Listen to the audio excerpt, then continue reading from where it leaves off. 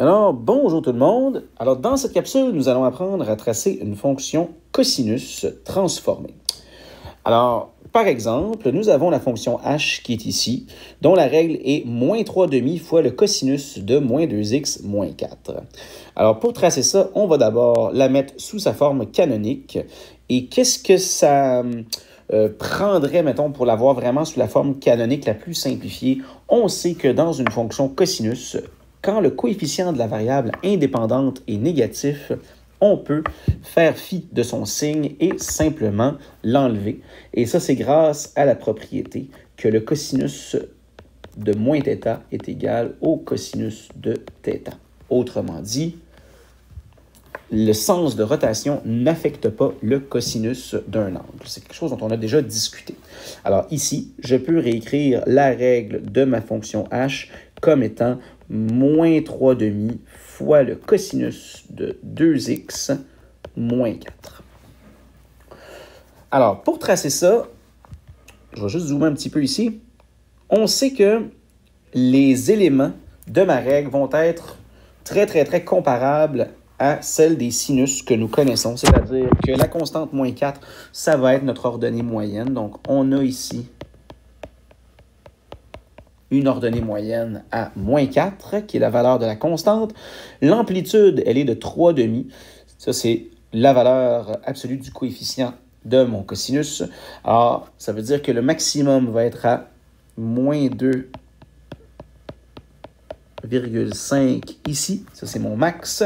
Et le min va être à 3/2 en dessous de l'ordonnée moyenne, c'est-à-dire moins 5,5. Comme ça ici, à peu près. Donc, on sait comment fonctionne la fonction cosinus, c'est-à-dire, on sait que, étant donné que le coefficient de ma fonction, le coefficient a, il est négatif, ça veut dire que la fonction va commencer son cycle sur un minimum. Et comme il n'y a pas de déphasage, il n'y a pas de constante à côté de ma variable indépendante, ça veut dire que le déphasage est nul. Donc, à l'abscisse 0, ma fonction commence un cycle sur une valeur minimale, comme ça, puisque le a est négatif. Alors, on se rappelle qu'une fonction cosinus commence toujours à h, k plus ou moins a. Ici, c'est moins parce que le coefficient a est négatif. Alors ici, on se rappelle qu'on va commencer sur un minimum parce que le coefficient a est négatif. Là, on a besoin de savoir où va s'arrêter le graphique de ma fonction, ou le premier cycle plutôt, je devrais plutôt dire. Alors, on a besoin pour ça de la période. Alors, la période, c'est 2π sur la valeur du coefficient b qui vaut 2. Alors, la période, elle est de π. Ce qui veut dire qu'à partir de ce point-là, je vais compléter un cycle en π unités. Donc, vis-à-vis π, j'ai un autre minimum, comme ça. Et qu'est-ce qui se passe entre mes deux points? Ben, c'est exactement comme la fonction sinus, c'est-à-dire qu'on a 4 quarts de cycle et chaque quart me fait passer d'une position extrême à l'ordonnée moyenne, c'est-à-dire du minimum à l'ordonnée moyenne, au maximum, à l'ordonnée moyenne et encore au minimum. Alors, comment on peut l'écrire, comment on peut mathématiser ça peut-être juste pour être sûr d'avoir une bonne méthode? On se dit, chaque quart de période me fait bouger d'une position. Alors ici, chaque quart de période vaut π sur 4. Donc, à chaque fois que j'avance de π sur 4, je sais entre un extrémum et l'ordonnée moyenne ou entre l'ordonnée moyenne et un extrémum. Alors, ici, ça tombe bien. Chacune de mes graduations vaut π sur 4. Donc ici, là, vis-à-vis ce petit quadrillage-là, ça vaut π sur 4. Donc, quart de cycle, ordonnée moyenne. Deuxième quart de cycle, maximum. Troisième quart de cycle, ordonnée moyenne. Quatrième quart, on revient sur le minimum. Alors, je pourrais l'écrire ici, ça vaut π sur 4. Voilà. Alors, c'est ça l'idée, c'est que chaque carreau vaut π sur 4. Donc, à chaque carreau, je passe d'une position à l'autre.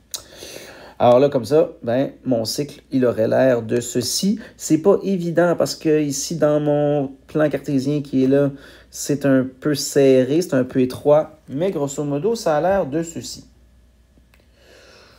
Évidemment, on pourrait demander de tracer plus d'un cycle. Donc, tu continues ici le dessin un peu plus loin comme ça. Si on voulait en tracer un deuxième, ça nous donnerait un truc qui ressemblerait à ça, par exemple. Alors, ouf, c'est pas évident. Et voilà, ça aurait l'air d'à peu près ça. Ça serait 2 cycles de ma fonction cosinus. On va faire un autre petit exemple en bas. Alors, le petit exemple qui est ici, je l'ai accompagné d'une astérix parce qu'il est un peu particulier. Alors, on a le cosinus de moins πx plus 5π. Bon, première chose qu'on remarque, c'est que ici, il y a comme des parenthèses implicites. OK? Donc, ça, vous allez voir ça très possiblement assez souvent dans votre parcours académique. Quand vous avez un rapport trigonométrique, il est très possible qu'il n'y ait pas de parenthèse autour, comme ici, là, cos moins la parenthèse.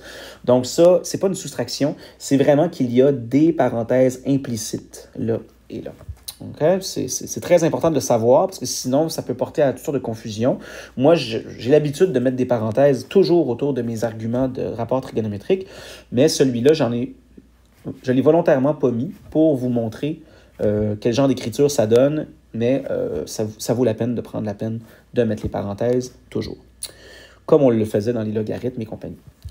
Alors là, ici, pour avoir la forme canonique, on va mettre le coefficient de x en évidence. Donc, la règle, je peux l'écrire comme étant j de x égale cosinus de moins pi fois x plus 5. Et on sait que, comme tantôt, lorsque le coefficient de x, qui est le b, est négatif, on peut, dans les cosinus, faire abstraction de ce moins-là. En fait, je ne l'effacerai pas, je vais juste réécrire ici, finalement, que ma fonction j, sa règle, c'est le cosinus de pi fois x plus 5. OK, on peut faire fi du signe du coefficient b dans les fonctions cosinus. Bon, alors, on est prêt. L'ordonnée moyenne, c'est 0 et l'amplitude, c'est 1. Alors, c'est très simple, ça varie ici entre 1 et moins 1.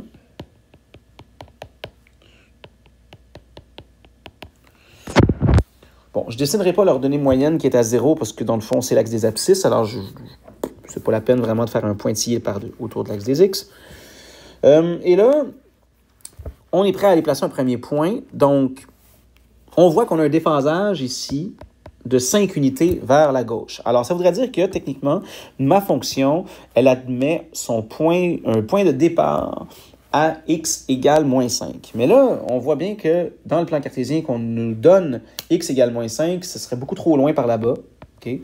Donc, on est en dehors du plan. Par contre, je sais une chose, c'est que vis-à-vis x égale moins 5, la fonction est maximale. Donc, quelque part par ici, là, la fonction est maximale. Pourquoi je sais qu'elle est maximale? C'est parce qu'une cos commence toujours sur un extrémum. Et ici, le coefficient a est positif, ce qui veut dire que la valeur vis-à-vis le déphasage, elle est maximale. Alors, vis-à-vis moins 5, j'ai un max. Okay. Mais, je suis en dehors de mon plan. Alors, si je peux l'écrire carrément, là, je peux écrire que j de moins 5, ça donne 1. C'est un maximum. Je le sais, ça, par propriété des fonctions sinusoïdales. Et là, ben, je me dis, c'est trop loin. Alors, ce que je vais faire, c'est que je vais essayer de me rapprocher de la zone graphique qu'on me donne. Et comment je vais faire ça? C'est grâce à la période. Alors, la période, c'est 2π sur la valeur du coefficient b, qui est pi. Et donc, ma période, elle vaut 2. Ce qui veut dire qu'à l'abscisse moins 5, ma fonction, elle est maximale, elle vaut 1. Mais si j'avance d'un cycle, je vais donc arriver à l'abscisse moins 3. La fonction, elle serait encore maximale à 1. Je ne sais plus ce que j'ai dit. La fonction est maximale à 1, à x égale moins 5. Je pense que j'ai dit 2. Alors, si j'avance d'un cycle, j'arrive à l'abscisse moins 3, et c'est encore maximal à 1. Et si j'avance encore d'un cycle, j'arriverai à l'abscisse moins 1, et la fonction serait encore maximale. Parce qu'à chaque fois que j'avance d'une période, je ne change pas la valeur de ma fonction. Donc, à l'abscisse moins 5, j'avance de 2 périodes, j'arrive à l'abscisse moins 1, et j'ai encore une fois un maximum. Alors, voilà, et même que je sais où mon cycle va se terminer, il va se terminer à l'abscisse 1. Voilà. Alors, ce point-là qui est ici, okay, dans le fond, ces coordonnées, comment je les ai obtenues? J'ai pris la valeur du déphasage H et j'ai ajouté 2 périodes. Et son ordonnée, c'est l'ordonnée moyenne plus l'amplitude, donc K plus l'amplitude. Et j'ai choisi le plus parce que le coefficient du cosinus est positif. Okay, c'est toujours comme ça qu'on trouve un premier point dans une fonction cosinus. Et là, même chose, on se dit, ben, qu'est-ce qui se passe entre les deux? Ben, entre les deux, on a premier quart de cycle, ça va descendre sur l'ordonnée moyenne, deuxième quart sur un minimum, troisième quart ordonnée moyenne, quatrième quart maximum. Puis, j'ai pas beaucoup de calculs à faire ici parce que c'est symétrique. Alors, je sais qu'à mi-chemin entre les extrémités de mon cycle, je vais avoir un minimum. Et ici, ben, je vais séparer ça en deux. Donc, j'arriverai ici à moins 1,5, j'aurai l'ordonnée moyenne. Et ici, à plus 1,5, j'aurai l'ordonnée moyenne. Donc, tout ça, c'est à coup de quart de cycle, bien entendu. Alors, on peut tracer notre fonction qui aurait l'air à peu près de ceci.